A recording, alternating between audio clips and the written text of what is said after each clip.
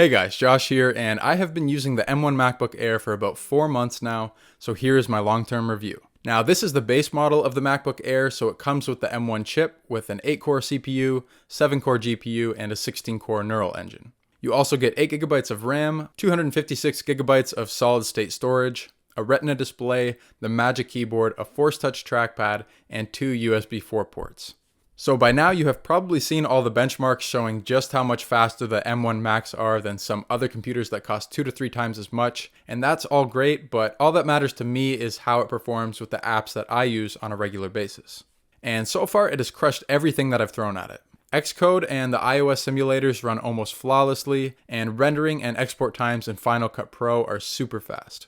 When I had my 2019 MacBook Pro with 8GB of RAM, I would get regular crashes when doing intensive tasks in both Final Cut Pro and Xcode. But so far this hasn't happened once on the M1 MacBook Air. The only time I run into performance issues is when doing larger video edits or gaming, and this is because there's no fan to cool the M1 Air. So you'll get some thermal throttling issues if you're running intensive tasks for too long. Now, any apps that are not optimized for the M1 chip can be run in Rosetta 2 mode.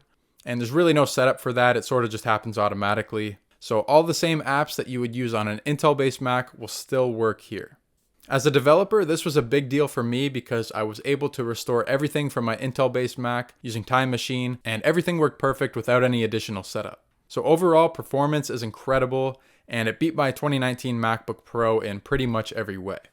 Next up is battery life. So I get around 13 to 14 hours when doing light tasks like web browsing, using messages, word processing, and stuff like that. And that's at about 50% brightness. That'll drop off to about 8 to 12 hours when running more intensive tasks like video editing and running simulators in Xcode, but this is by far the best battery life that I've ever seen on a laptop. If you're a student or you travel a lot for work, then this is an excellent choice because you can get a lot of real work done without having to worry about charging. It takes about 2.5 hours to get a full charge from about 5%. If you have optimized charging enabled, this will be significantly longer, but it will protect the battery in the long run. I usually only charge overnight, so unless I need a quick charge before going somewhere, I leave it on the optimized setting.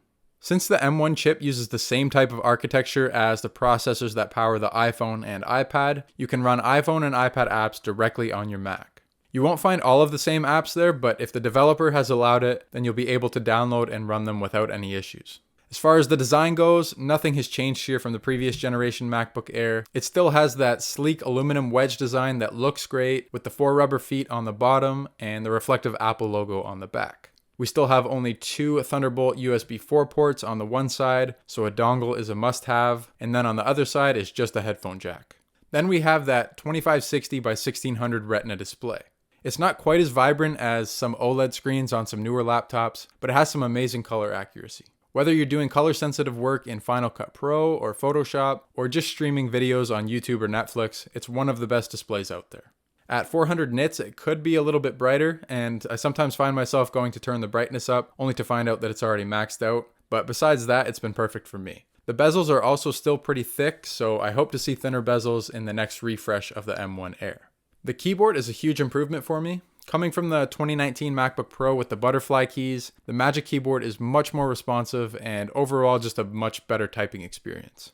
There's almost no keyboard flex like you get in a lot of Windows laptops, and we get the regular function and system control keys with the Touch ID power button. The Force Touch trackpad is still the best trackpad that you can get on a laptop. The haptic feedback really makes it feel like a click, and the multi-touch gestures are excellent too.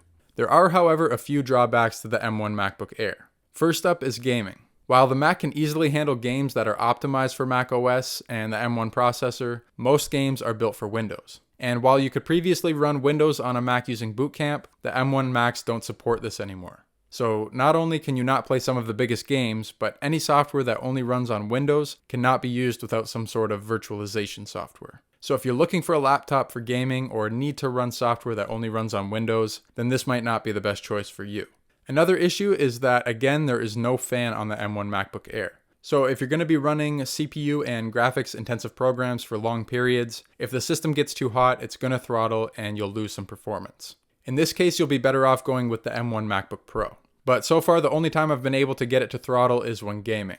After about 10 minutes on Rocket League or League of Legends, I start to drop frames, but this also happened on my 2019 MacBook Pro with the fans going at 100%.